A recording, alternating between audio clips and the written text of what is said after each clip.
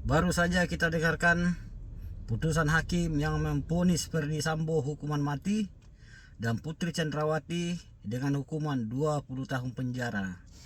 Kalau saya sih dari awal udah prediksi kalau hukuman Ferdy Sambo itu bisa maksimal itu hukuman mati.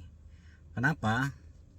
Karena Sambo ini setelah dia membuat kejahatan, dia melakukan skenario yang melibatkan banyak orang, yang banyak orang menderita gara-gara skenario dia buat.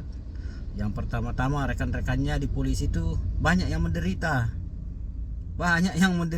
rekan-rekannya itu gara-gara skenario si Sambo ini, yang harus terlantar anak istrinya, ada yang dimutasi, ada yang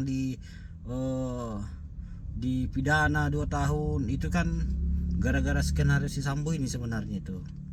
Yang kedua, dia juga melibatkan orang-orang yang seharusnya tidak ada salahnya di situ, seperti Ricky Rizal, harus korban keluarganya gara-gara Sambo.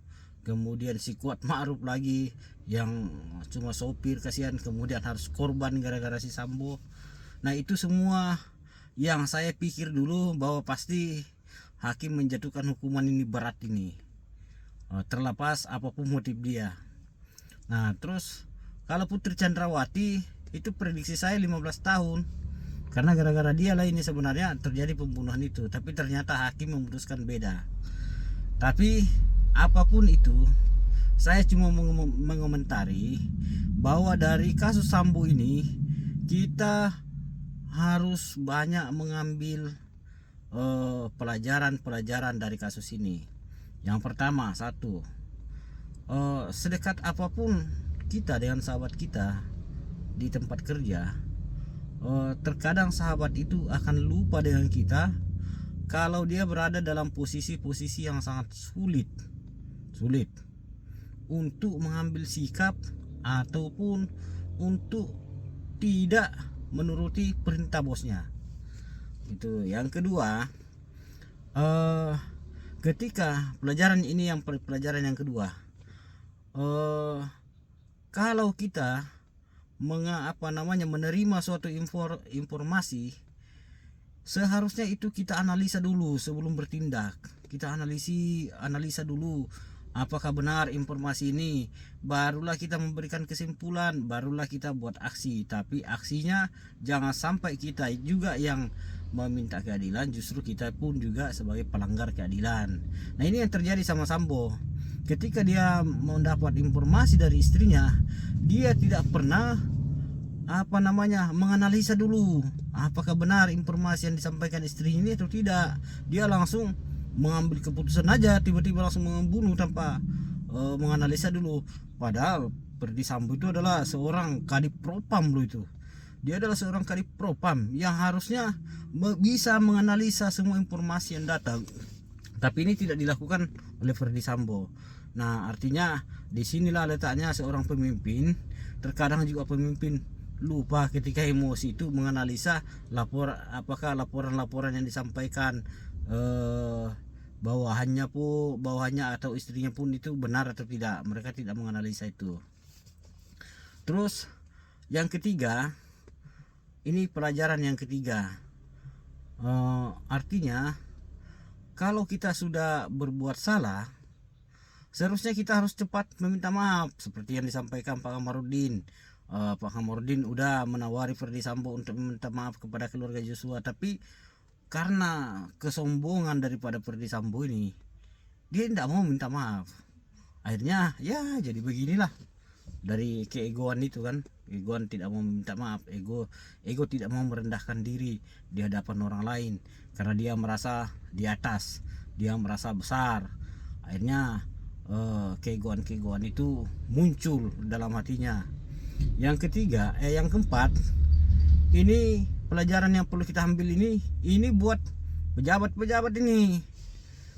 Jadi ini kasus Sambo itu betul-betul menjadi pelajaran buat kita, bahwa dan pelajaran juga buat pejabat-pejabat, bahwa jangan kalian berpikir, kalian pejabat-pejabat itu yang punya kekuasaan itu, bahwa apapun yang kalian lakukan itu bisa kalian kendalikan, bisa kalian ambil alih, bisa kalian tutupi. Itu tidak bisa, karena kita tidak tahu apa yang akan terjadi. Kita nggak tahu apa yang akan terjadi nanti. Jadi ini adalah pelajaran buat para pejabat ini supaya kedepannya tidak suka-suka hati untuk menganggap bahwa mereka itu kebal hukum. Nah, contohnya sudah terjadi pada Ferdi Sambo, walaupun dia jenderal bintang 2 tetapi ternyata juga disentuh sama hukum sampai hukuman mati, dan istrinya hukuman 20 tahun penjara. Nah, terus pelajaran yang kelima yang bisa kita ambil dari sini, bahwa ini buat semua masyarakat ini, bahwa kita sebagai masyarakat Indonesia ketika melihat suatu ketidakadilan itu, marilah kita kompak-kompak semua untuk menyuarakannya. Karena dengan bersatunya kita semua rakyat Indonesia ini, ketika melihat ketidakadilan dari para penguasa ini, semua bisa teratasi. Dan ini sudah dibuktikan hari ini. Kalau tidak ada netizen, tidak didukung oleh publik, kasus ini tidak akan naik. Ferdi Sambo dan konco-konco selamat. Nah, ini adalah salah satu pelajaran kedepannya buat kita semua ini, para netizen, semua rakyat Indonesia.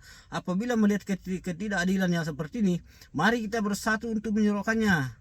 Mari kita bersatu untuk mensuarakan kebenaran itu supaya bisa didengarkan oleh semua pihak-pihak, supaya ketidakadilan yang kita alami itu bisa diselesaikan secara hukum. Karena suara kita sebagai rakyat tidak ada cara lain selain kita bersatu untuk menyuarakan kebenaran itu. Nah, mungkin itu saja yang bisa saya sampaikan dari apa yang telah diputuskan oleh majelis hakim ini. Dan harapan kedepannya semoga kita semua rakyat Indonesia ini ketika melihat ketidakadilan, mari kita sama-sama menyuarakannya dengan cara memvideokan, kemudian men-share ke semua ketidakadilan itu, supaya semua rakyat Indonesia bangkit untuk melawan itu. Mungkin itu aja saja yang saya mau sampaikan. Sekian dan terima kasih.